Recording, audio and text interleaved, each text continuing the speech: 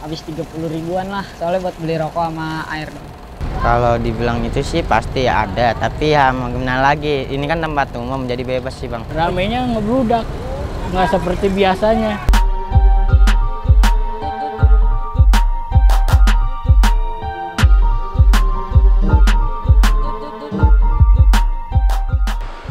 Mari kita lihat lebih dekat.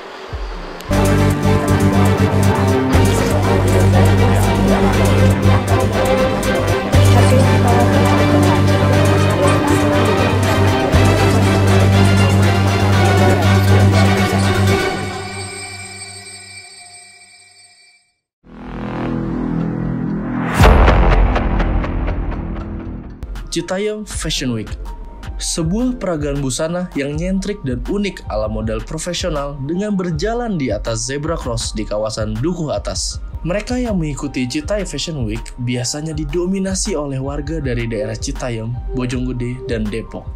Awal keriuhan ini adalah ketika konten interview pasangan muda di Dukuh Atas dari Andi Tumere viral di TikTok, yang membuat nama-nama seperti JJ dan Roy serta anak-anak muda lain dari pinggiran Jakarta naik dan semakin memenuhi daerah Dukuh Atas. Menariknya, meski terkenal karena nama Citayam, Bojonggede, dan Depok, statistik menunjukkan bahwa pengunjung Dukuh Atas terbanyak justru datang dari 4 daerah di Jakarta, yaitu Kebayoran Baru, Menteng, Setiabudi, dan Tanah Abang. Data menunjukkan bahwa Jakarta sebenarnya tidak kekurangan ruang publik. Total Jakarta memiliki 2.300 titik ruang publik yang tersebar di seluruh Jakarta. Bahkan, menurut data dari Dinas Tata Ruang DKI Jakarta, 4 besar daerah yang paling banyak mengunjungi Dukuh Atas memiliki ruang publiknya sendiri. Kebayoran Baru memiliki 8 ruang publik, Setiabudi memiliki 7 ruang publik, bahkan Tanah Abang memiliki 16 ruang publik. Lantas, kenapa Dukuh Atas? Lagi pengen main aja, gabut. Ya gabut aja. Habis 30 ribuan lah, soalnya buat beli rokok sama air dong. Ya 50. Ya jajanan. Baru-baru ini, Enggak, kadang doang. setiap buyung situ. Pasar Minggu. Enggak ada. Nyaman, mudah diakses, dan terjangkau menjadi salah satu alasan kuat kenapa banyak orang datang ke Dukuh Atas. Dilansir dari lokasi intelligence, Dukuh Atas maupun Sudirman dikelilingi dengan berbagai macam point of interest, yang diantaranya adalah taman, toko atau tempat untuk jajan, dan juga titik temu moda transportasi publik.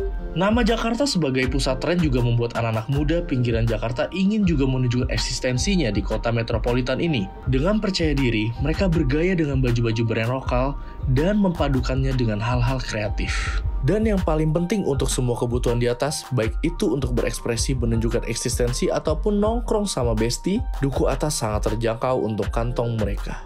Dukuh Atas yang memiliki banyak sisi yang instagramable dan ada di pusat kota, tapi aksesnya mudah dan ongkosnya murah.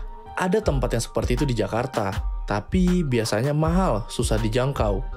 Tetapi menjadi jalur untuk semua orang dari semua kalangan berlalu lalang juga menjadi sasaran anak-anak remaja ini untuk menunjukkan eksistensi mereka kepada kalangan menengah atas. Di sisi lain, tidak sedikit juga yang datang ke sana karena penasaran dengan tingkah anak-anak muda ini. Menjadikan mereka tontonan atau jokes karena mereka berbeda dan terlihat norak. Mungkin.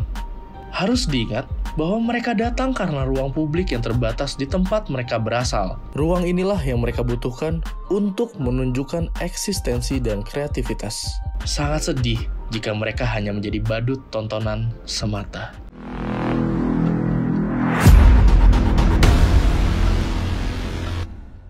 Viralnya Citayam Fashion Week di media sosial membuat masyarakat di luar Jakarta ada yang rela datang ke Jakarta hanya untuk berjalan di zebra cross Dukuh Atas.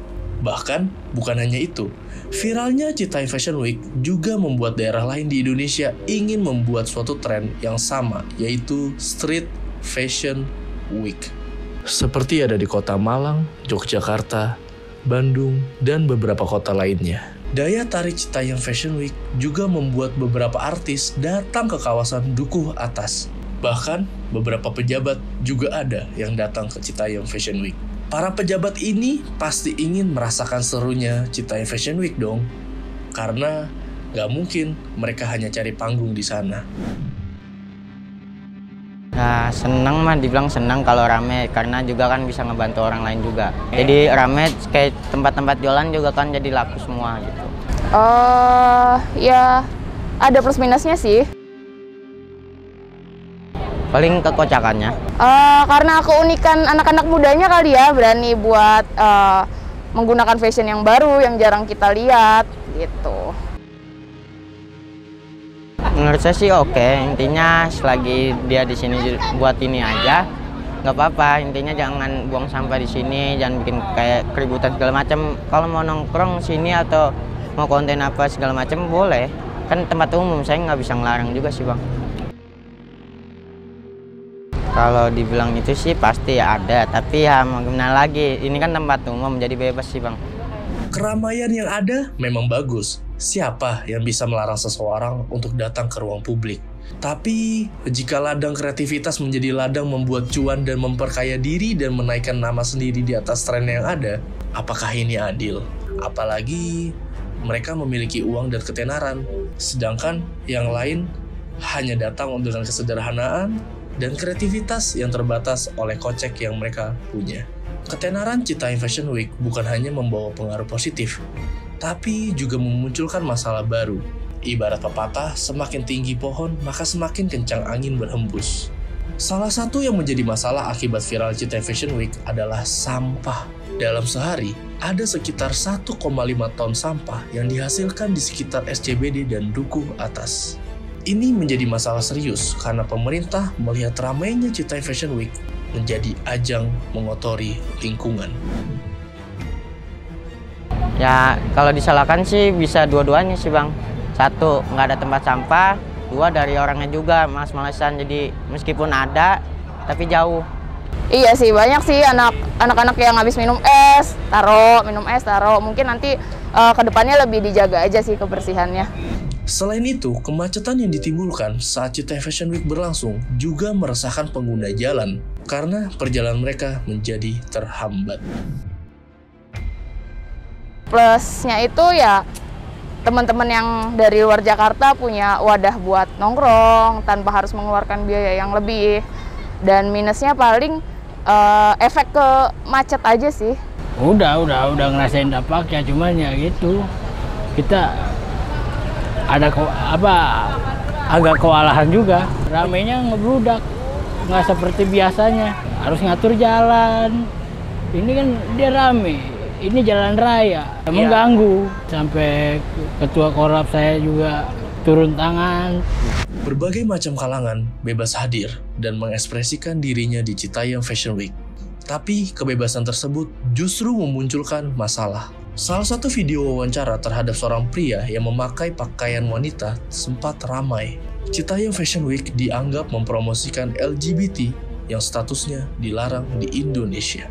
Banyak pro dan kontra tentang isu ini. Di satu sisi, mereka memiliki hak untuk mengekspresikan diri dan menunjukkan eksistensinya. Tapi di sisi lain, ada golongan masyarakat yang juga resah dengan aktivitas mereka di sekitar Citaiem Fashion Week. Karena dianggap dapat memberi pengaruh buruk dan mempromosikan penyimpangan. Meskipun begitu, harus ada jalan tengah bagaimana pembersihan LGBT dapat dijalankan dengan baik, sopan, dan tidak menghalangi kebebasan berekspresi itu sendiri. Paling tidak, itulah yang diperhatikan oleh salah satu anggota DPRD DKI Jakarta. Jadi, lo sendiri ada di sisi mana? Muncul juga masalah ketika ada kabar tentang pendaftaran haki oleh artis terkenal Baim Wong. Pendaftaran haki ini dilakukan oleh Baim Wong dengan tujuan untuk memajukan Citaiem Fashion Week dan lebih mendunia. Tapi, apa yang dilakukan Baim Wong banyak ditolak oleh netizen di Indonesia. Isu itu pun juga dibantah oleh Bonge di akun TikToknya. Enggak, itu sebenarnya Bonge nggak dikasih, spesial pun juga Bonge nggak nerima duit dari Kak Baim. Itu cuman buat Fashion Week doang acaranya. Spesial pun Bonge nggak dapet. Jadi duit itu buat pemenang acara Fashion Week guys, bukan buat Bonge. Jadinya jangan salah paham dulu ya. Nih, buset, kalau misalkan Bonge dapat uang 500 juta mah Bonge udah beliin mobil. Ya. Dari berbagai masalah yang timbul karena viral Citayam Fashion Week, membuat pemerintah mengambil tindakan. Isu Citayam Fashion Week ditutup sangat ramai diperbincangkan oleh masyarakat. Kasihan dong masyarakat, mereka baru merasa senang dengan kehadiran Citayam Fashion Week. Tapi harus dibubarin. Ternyata berita yang selama ini beredar kalau Citayam Fashion Week ditutup itu adalah isu semata. Pemerintah memberikan aturan dan regulasi waktu untuk masyarakat yang datang ke Citayam Fashion Week agar mereka lebih tertib dan tidak berperilaku sembarangan. Penutupan Citayam Fashion Week ini untungnya tidak terjadi, atau mungkin belum terjadi, karena bisa kita bayangkan apa yang terjadi jika pemerintah menutup Citayam Fashion Week. Akan banyak orang yang kena dampaknya. Dari mulai pedagang dan tukang parkir yang omsetnya akan menurun, lalu para remaja SCBD ini yang harus mencari kembali ruang untuk mereka mengekspresikan dirinya. Ya kalau saya pribadi lebih baik lanjut, tapi gimana lagi bang?